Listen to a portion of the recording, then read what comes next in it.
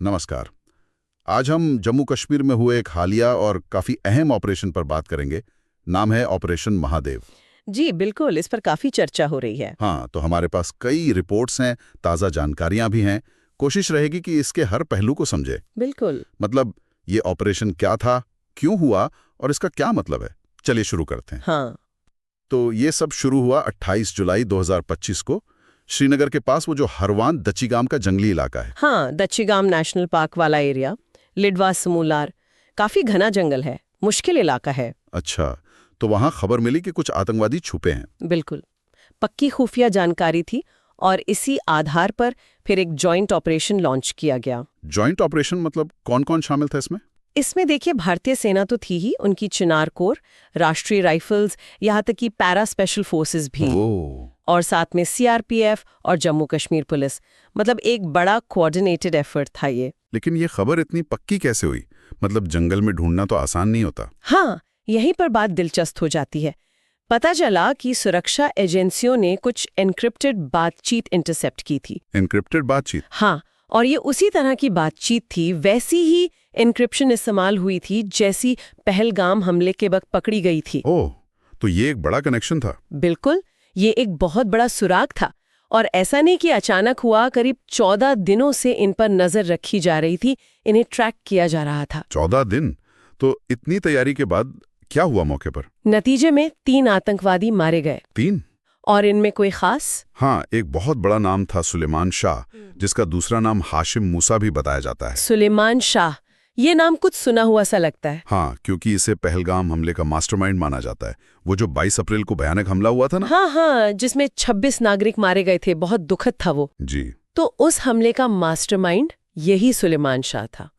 इसलिए इसका मारा जाना सुरक्षा बलों के लिए एक बहुत बड़ी कामयाबी है। सिर्फ एक आतंकी का मारा जाना नहीं, बल्कि एक तरह से न्याय जैसा। सही कहा। अच्छा, ये ऑपरेशन चला कैसे? क्या लंबी मुठभेड़ हुई? नहीं, यही तो इसकी खास बात है। चिनार कोर के मुताबिक ये ऑपरेशन बहुत तेज था, बहुत जल्दी खत्म हो गया। तेज मतलब? ऐसा बताया गया कि आतंकवादियों को शायद सोते हुए या बिल्कुल बेखबर हालत में पकड़ा गया और देखे जाने के सिर्फ 3 घंटे के अंदर उन्हें ढेर कर दिया गया। 3 घंटे? उस घने जंगली इलाके में? हाँ, इसमें ड्रोन से जो लगातार निगरानी रखी जा रही थी, उसका बड़ा रोल रहा। सटीक जानकारी मिलती रही। टेक्नोलॉजी का सही इस्तेमाल। बिल्कुल। और ऑपरेशन के बाद भी करीब 2 किलोमीटर के दायरे में पूरा सर्च ऑपरेशन चलाया गया। और तलाशी में कुछ मिला? हाँ, काफी कुछ। भारी मात्रा में हथियार और गोला बारूद बरामद हुआ है। जैसे कि एक M4 कार्बाइन मिली है, 2 AK-47 राइफलें और करीब 17 राइफल ग्रेनेड। इसके अलावा और भी फौजी सामान था। M4 कार्बाइन, ये तो आमतौर पर नहीं मिलती यहाँ। सही कह रहे हैं आप, M4 कार्बाइन मिलना थोड़ा खास है। ये अक्सर या तो विदेशी आतंकियों के पास या फिर किसी खास ट्रेनिंग पाए ग्रुप के पास देखी जाती हैं। तो इतने सारे हथियार, M4 कार्बाइन, इसका क्या मतलब निकालें? क्या वो किसी और हमले की तैयारी में थे? देखिए, सीधे तौर पर कहना मुश्किल है, लेकिन हाँ, अंदाजा यही लगाया जा रहा है। हथियारों की इतनी बड़ी खेप मिलना, और वो भी इस तरह के सोफिस्टिकेटेड हथियार, ये इशारा तो करता है कि शायद किसी बड़ी वारदात की प्लानिंग चल रही थी, जिसे इस ऑपरेशन ने वक्त रहते रोक दिया। लगता तो यही है। शायद एक बड़ा हमला टल गया। प्रशासन ने इस पर कुछ कहा? उपराज्यपाल जी का कोई बयान आया? हाँ, उपराज्यपाल मनोज सिन्हा ने इस ऑपरेशन की तारीफ की है। उन्होंने कहा कि ये इंटेलिजेंस बेस्ड ऑपरेशन बहुत तेज और सटीक था।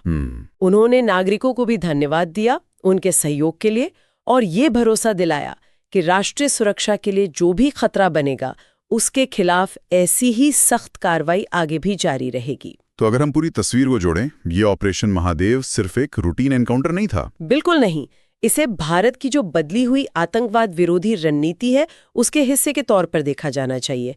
खासकर 2025 के पहलगाम हमले के बाद जो सख्ती आई है। मतलब अब प्रोएक्टिव अप्रोच है। हाँ, अब सुरक्षा बल सिर्फ जवाब नहीं दे रहे, बल्कि वो सटीक इंटेलिजेंस, सिग्नल इंटरसेप्शन, ड्रोन जैसी तकनीक का इस्तेमाल करके मुश्किल से मुश्किल इलाकों में घुसकर खोजो और मारो वाले मिशन कर रहे हैं।